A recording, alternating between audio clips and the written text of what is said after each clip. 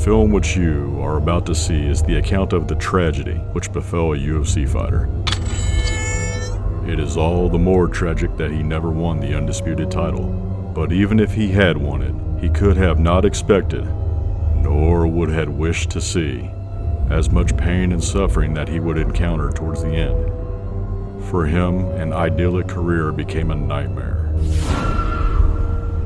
For 5 years, the man hasn't sniffed a victory in the Ultimate Fighting Championship. Over 1,100 significant strikes have been absorbed by him inside the octagon. The events of this downfall led to one of the most bizarre careers in MMA history, the Tony Ferguson Massacre. Stop the fight!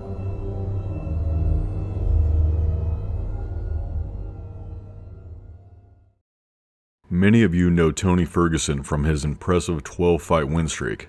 Some of you only know him for his current 7-fight slump. Then there are fans who first saw him on season 13 of The Ultimate Fighter. Tony, aka Cucuy, which translates to the Boogeyman, ended up winning that season, but unfortunately for him, it's not what many remember him for. The reality show would highlight a drunken Tony having an altercation with another contestant who lost custody of his kid. Where's your kid at? I will clean it for you. Where's your kid at? Don't say it. Hey, where's your kid at? Don't say it. Where's your son? Are you kidding me? Are you kidding me? You know what I say? Screw these guys. Where are they now? You don't see any of them in the UFC on a 7-fight losing streak. I don't think that's very funny. It's because of that losing streak as to why so many fans have sympathy for Tony. Luckily for you, I don't possess that chip. I never could understand what comes from feeling that way, except weakness. Tony's the type of guy who watched Jean-Claude Van Damme kick a palm tree and said, "Hold my cerveza," then proceeded to kick a steel pipe. That hurts me just looking at it. Tony's a lovable oddball. He's like a former member of a cult trying to assimilate back in society. Joshua Fabio was asked to coach him, but he said, "Nah, I'm good," and went back trying to stab somebody. Great mentor, man. Some fans perceive Tony as a weirdo, while others assume that he's a genius. Hell, there's even people that actually believe he's a vampire. Nos Cucuy can occasionally be funny. You got Dana White privilege. Tony. Thanks, Dana. But most of the time, his jokes and catchphrases should have a chalk outline. Whether it's Champ shit only. Champ shit only. Champ shit only. despite him never being the undisputed champ, or consistently referring to Conor as McNuggets. McNuggets. McNuggets. McNuggets. McNuggets. McNuggets. like it's a clever and hilarious nickname. Even crazier are the fans who repeat that unfunny garbage like it's a classic Richard Pryor bit. I don't care if you like Conor or not, but pick a better nickname than McNuggets. Bert Kreischer wouldn't even laugh at that. You gotta be a huge nerd with a preschool sense of humor to find that crap funny. McNuggets. Low standards like this is why Brennan Schaub had a comedy career. But unlike T-Ferg, at least Schaub knew when to quit. I'm not even trying to be funny. Yeah, you are. Damn it! You're right! I can already see people ironically posting McNuggets in the comments, but it really is on par with Schaub's infamous Mexican cookie joke. Speaking of Mexican, Tony has also been known to pull a T-Wood, claiming that the UFC didn't want him to be champ because he's Mexican. He says, "Oh, it's because I'm Mexican." Bro, Canelo is one of the highest paid athletes because he's Mexican. These guys are going to try to keep the title away from me as much as they can. I'm Mexican. Oh, Tony, not you two. They don't want me to have a title. I'm Mexican, bro. I'm Mexican, you know what I mean? I'm not going to say that everybody treats me like shit because I'm Mexican. I haven't had the fair treatment that everybody else has had. Meanwhile, it's well documented on how giddy Dana gets every time there's a new Mexican champion crowned, or when he mentions that he's opening up a new PI there. For years, Dana has expressed interest in growing the sport in Mexico, but sure, Tony being Mexican is what held him back. Don't be rude. This is just one of many sour grapes Tony has, but I understand his frustration. The man went on a huge win streak and realistically should have fought for the undisputed title after beating RDA. Yet, he's a victim of bad timing and circumstances because the biggest draw ever in the sport happened to be on hiatus collecting his biggest payday. Of course I'm talking about McNuggets. By the way, that's another thing that Tony does. He calls Conor McNuggets to imply that he's a chicken, as if Conor didn't have a much bigger fight with Floyd lined up and then didn't come back to face a much scarier matchup in Khabib. That's Tony's MO though, pretending every fighter he hasn't fought is scared of him. You have tiramisu and you have McNuggets. These guys have no balls. Poirier doesn't want to fight. McNuggets ran and Tiramisu's gone. You dodged me too, Chandler. Everybody gets quiet when I walk into a room. That dude was really quiet. Everybody's scared. The whole so-and-so scared of me bit has always been hack-level trash talk. Then again, what did we expect from Tony? Goats come and go, but boats stay float. I'm a boat. I'm the best of all time. I'm a different animal than these guys. They want to be animals inside there? I'm the dog catcher, guys. I got a noose for them. I'm still a chef, and I call them Paddy cakes. He even convinced himself that he scared Khabib into retirement. Throughout the years, Tony versus Khabib had been scheduled numerous times, with each of them pulling out for various reasons. Of course, when Tony pulled out, it was legitimate, but when Khabib fell out, it was because he was scared. Damn right! Don't be a casual. Nonetheless, both fighters continued to clear out their side of the division until they were slated to face each other once again at UFC 249. Fifth time's a charm, right? Wrong. The MMA gods were so against these two fighting that they created a global virus just to shut it down. The entire card was delayed until the UFC could figure out how to move forward. After weeks of adjusting to new protocols, UFC 249 was rescheduled, but travel restrictions prevented Khabib from making the event. He's scared of me. This stupid guy. Moving forward, Justin Gaethje was given the chance to face Tony on short notice for the interim lightweight title. Gaethje is one of the most exciting fighters to ever step inside the octagon, and he was a fresh matchup for either Tony or Khabib. Despite Justin being elite, most thought this was just going to be another bump in the road for Tony until he gets matched up with Khabib again. Fight! Oh, good for you.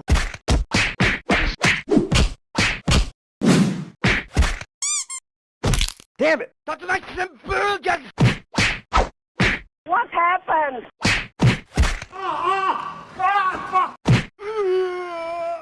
I hope you guys are amused.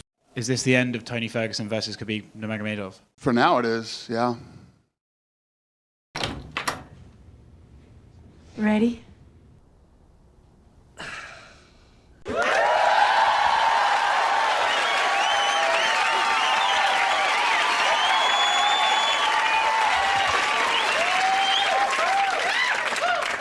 Does this have anything to do with what's been on the news lately? It was pretty hard. Aww. Took everything I had. And then some. What you're going through is very painful, I know that. I've always made things really hard for myself. How? I had a bunch of potato chips and snacks. How'd that make you feel? You learn from your mistakes and you move forward. But you still have your doubts? Yeah! I'm gonna write a script for Xanax, just for a couple of days. That's awesome. I'll see you next week. Fans were curious to see how Tony would look after Gaethje beat him like a drum. Make no mistake, that was a take-your-lunch-money schoolyard beating. On top of that, Tony's approaching 40, which wasn't a concern until after the Gaethje loss because of the serious rumors that he was an elder vampire. A council meeting took place where members of Tony's cult insisted that all he needed was some fresh blood. Charles Oliveira was who they selected. He was on a good run but had a history of folding against top competition. It was an intriguing fight that would show Tony supporters where he currently stands. Unfortunately for them, he now stands on a 2-fight losing streak. The Underworld Committee then decided on Beneil Dariush to be sacrificed for their Dark Lord. Beneil was a good fighter but was on a win streak against mostly unranked guys. It's the latter end of his career, but it still could be the best part of his career. It just depends on him. I still haven't even hit my prime yet. Surely this was the right choice for a rebound, and I'm happy to say that this time Tony finally got back in the win. Nah, I'm messing with you. Tony lost this fight too. I don't think you guys should think that's very funny. Following 3 losses in a row, Tony decided to take a break. He spent time relaxing with his family, binge-watching movies. However, there was one particular film that made him feel uneasy. It was called Get Out, a horror movie where a white family lures black people to their home for mysterious reasons. That premise felt vaguely familiar. Hours later, when Tony was trying to sleep, he had an Andrew Schultz-like epiphany, then proceeded to Eminari roll out of bed. It all came back to him. He immediately called Michael Chandler, threatening to expose him and his family's creepy little secret if he continued to duck him. Chandler was reluctant, but ultimately agreed to face Tony at UFC 274.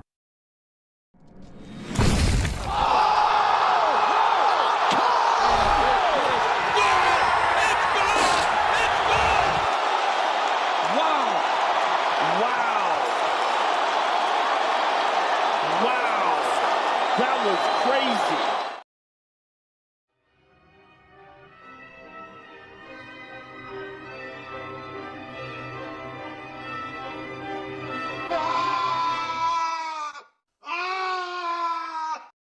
I should have sued. So, how's it going? I play chess a lot with myself too. Just kind of flip the board and kind of keep playing. Seriously. It was not easy. Are you still taking your medication? How are you feeling now? I'm pissed, man. Do you feel depressed? I don't think anybody's taking as much heat as I have in this sport besides myself. You know that depression is also a leading factor in impotence. Do you ever have an erection? No. Nothing's gonna change. Not all impotence is a result of the medication. I'm not here to please everybody. When's the last time you had a prostate exam? I don't let anybody close to me. That's very sad. Just so you understand that I have to charge you for the missed session. Damn it! After successfully recovering from head reattachment surgery, Tony eagerly anticipated returning to welterweight, where his UFC career began. I was handpicked by Dana White, and I won the Ultimate Fighter. I knocked everybody out at 170 pounds. And they've been making me cut weight. They made me feel like I was inadequate going up to 170 again. They made me feel like I could not do that. They made me feel like I had to lose weight. Let's cut through the BS. Tony's a natural lightweight. He may have won tough at 170, but he did so because his skills far outweighed the rest of his season's talentless cast. Beating guys like Chuck O'Neal and Ramsey Nicham wasn't exactly him swimming with sharks. Many fighters have changed weight divisions for the opportunity to be on The Ultimate Fighter. Rashad Evans won his season of tough at heavyweight when he's fought as low as middleweight. Diego Sanchez versus Kenny Florian happened at middleweight on the Tough 1 finale when both have fought as low as featherweight. All of whom were seemingly aware that attempting to conquer those divisions wouldn't have been as probable as moving down to where they were better suited. Could you imagine if Diego or Kenny tried facing a prime Anderson Silva instead of BJ Penn? Tony seemed to have deluded himself into thinking his career would have gone further if he had stayed at welterweight, when the reality is he never faced a top-ranked guy there. Perhaps he was merely being optimistic, hoping to rejuvenate his career. Tony was set to face Li Jingliang at welterweight for UFC 279. That was until Ratlip McGillicuddy botched his weight cut, forcing the majority of the main card to reshuffle. Ferguson's new opponent would be Nate Diaz on the last fight of his UFC contract. Two former lightweights fighting at welterweight in the twilight of their careers. It was a matchup that fans would have loved to have seen 5 years prior. Better late than never, I guess. He's got a guillotine. Joe, he's got a deep. He's got a deep. So next, Tony Ferguson. 209, motherfucker. Not too long after the 279 debacle, a sauced-up Tony crashed his truck while attempting to lose his 5-star wanted level.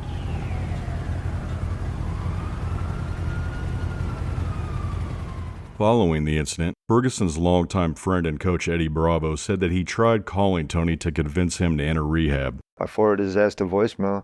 If there's one thing Tony has proven, it's that he's not a quitter. Losing to a washed-up 155er in Nathaniel Diaz subsequently forced Ferguson back to lightweight. Tony requested a top 10 fighter but settled for GTA 5's Franklin instead. At an early press conference, a reporter clarified that it was indeed Bobby Green that Tony would be facing. He also explained that Franklin wasn't actually a real person. This infuriated Tony, as he does not like to be corrected. So when this pompous reporter asked him another question, this was his response. You seem to be in really great spirits. I commend you for going headfirst into some mental health issues and working through that. It takes a lot of courage as a professional athlete, especially. A lot of people look up to you. F*** you. Once Tony sobered up, he also had some strong words for his opponent. When he saw me, he looked like he saw the fourth horseman of death. It's different when you have to demand presence, but I don't really demand presence, but everybody gets fucking quiet when I walk into a room. That dude was really quiet. He said he saw fear in my eyes. You better look again. He said you should look again. I just want to clarify, you do believe you saw fear in his eyes yesterday? Yep. Get the out of here. You're blind. That's your problem now. You need to take them goddamn sunglasses off before you trip over a cord.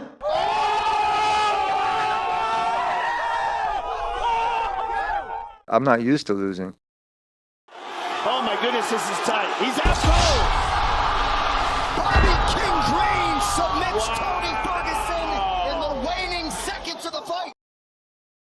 What time is it then? Please tell these guys. It's Tony time, bitches! Nobody talk about Tony time. Khabib versus Tony was one of MMA's biggest missed opportunities. For years, the unstoppable force and immovable object would seemingly collide, but the fight never materialized. They'd each annihilate one side of the division, then get matched up, only for one to fall out while the other smashes the late replacement, until Justin Gaethje broke that cycle, ending Tony's win streak. Khabib would defeat Gaethje immediately afterwards, then retired, fulfilling the promise he made to his mom after his dad passed. While Khabib may not have defeated Tony, he did beat the guy who just battered him. Tony's train was derailed while Khabib reached the mountaintop. Tony's loss to Gaethje alone didn't shut the door for him, but each and every subsequent loss lessened the fans' desire for him to face Khabib. Of course, Tony disagrees. Are you over not getting the Khabib fight, or is that something you just don't think you'll ever get? He's still my bitch. Tiramisu Tuesdays and McNugget Mondays aren't just there. They're never going away. They already did, bud. In the reality, we're just waiting for Khabib's fat ass. So, I mean, he's the one that's scared. Regardless if it's a fight or not, we'll go and coach, and I'm sure we'll make it entertaining. I still got some good material that I haven't used yet, so I'm just waiting for that day. Do you think you can be the one to get him back out of retirement during this season? I am the one to get him out of retirement. That dude's not retired. When you lose somebody, you have to take some time off. You have to think and do whatever you have to do. But his father had said that the fight to make would be myself and Khabib. And before he passed away, he did say that. Khabib's dad said this when Tony was winning. Whether it was coaching against him on Tough or fighting him, that ship sailed long ago. Fans would rather see Bilal Muhammad become champ. Okay, I went too far there. It took a fucking full pandemic for me to lose. I scared the fuck out of those internationals. They didn't want to fucking be in that ring with me. Sure, that was it. It wasn't the international travel restrictions. In the end, none of us know for sure how that fight would have played out, but I didn't think Tony was Khabib's kryptonite.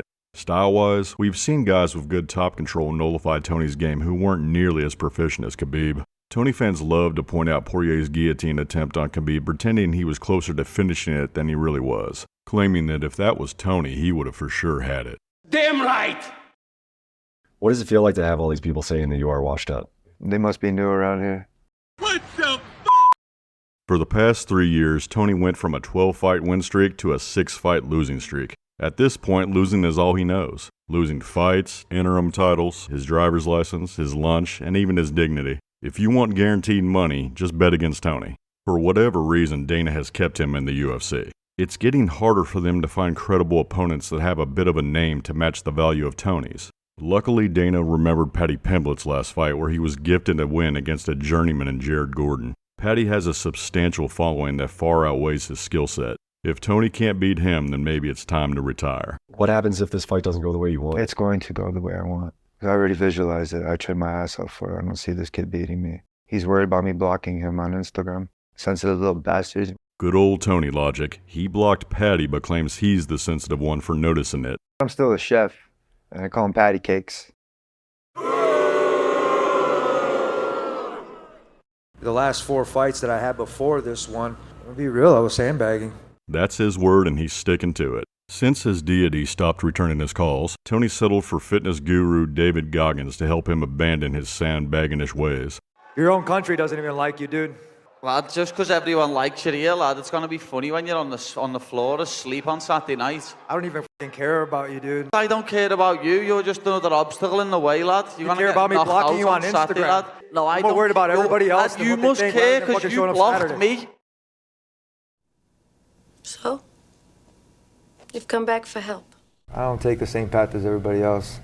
I signed up with the UFC with the intent to be able to be a CEO one day, like to be able to have like a part of the company as an owner. I've been sandbagging for almost 20 fights. This camp, I have put an endless amount of effort into, and I could still do more. Sorry. Is the Xanax helping? I feel good. What is it you want to achieve here? I'm not done yet. Let's be serious. I'm gonna hurt this kid. If that's what you're saying, then I think you should be hospitalized. I'm gonna hurt him bad. If you're telling me of intent to harm this person, I must warn you of my duty to alert law enforcement. I'm interested in why you feel punishing this man falls upon you. My intention was to give myself hope. People are going to get murdered, aren't they? Yeah, sensitive little bastards. Wait till you get cut and you start to see your own blood.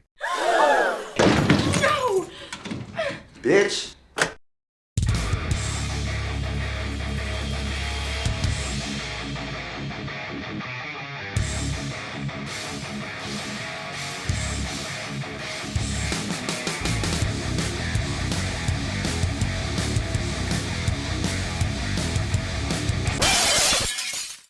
don't let this montage fool you. Tony loses this one too.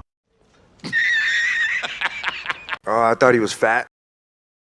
Since Tony's decline, some fans have gone as far as saying that his downfall was the saddest in the sport's history. I question how many of these fans are new because I'd put names like Liddell, Silva, and Penn ahead of Ferguson. It's not that I dislike Tony. He was extremely entertaining to watch, but I just never found him as likable as others did. Whether it was him mentioning that guy's kid on Tough, unjustifiably pulling the race card, his unfunny catchphrases, him blaming everyone else when things don't go his way, or capping the first letter in every word in his tweets like he's got a touch of the tism. While I do feel for him never officially fighting for the undisputed title, the false narrative that the UFC never gave him a title shot wasn't true. It's not their fault that he injured himself tripping over a cord or had to deal with a widespread virus. One of these opportunities Tony actually rejected. Remember Poirier versus Holloway 2 at UFC 236? That was supposed to be Ferguson versus Holloway, but Tony didn't want to fight for another interim title. Can you explain in your own words why the Max fight didn't go down? Dana said you turned it down. You know what? I was coached to say no. Did you say that you were coached to say no to the Max fight? At the time, yes. Dana White did come out and say back in February when he made a fight between Max Holloway and Dustin Poirier for an interim title fight that he offered it to you first, and he said you turned it down. I was coached. I'm going to tell you, I was coached to say no. By whom? By my management. Yet, Tony came back to face Cowboy Cerrone at UFC 238 where no title was up for grabs. So much for champ shit only. His mental health issues are well known, giving him a bit of leeway, but it's not a get-out-of-jail-free card. You can't always simply pass the buck. Took a full pandemic for me to lose my 12-fight win streak. Not angry at it, but I had to fire some coaches. I saw my career kind of going towards a certain thing because obviously nobody was pushing me, nobody was encouraging me. So I basically had to get rid of everybody that were toxic to me. When you're the smartest man in the room, you have to basically fire everybody. If he feels you've done him wrong, he'll disconnect from you like a Scientologist, blaming everyone around him but never himself. Whether it's firing his coaches, dousing his wife with holy water, wanting his money back after eating most of his meal, or canceling his Blacked account. One of the hardest things I've done in my life. All of which fed into his narcissism, creating an atmosphere of yes men around him. There's a reason why nobody told him that McNuggets wasn't funny. McNuggets? Tony's paranoia often gets the better of him. Every now and then he daydreams about what the UFC brass says behind his back, causing him to be angry and bitter. For those 8 years, it was a facade. Nobody spoke up.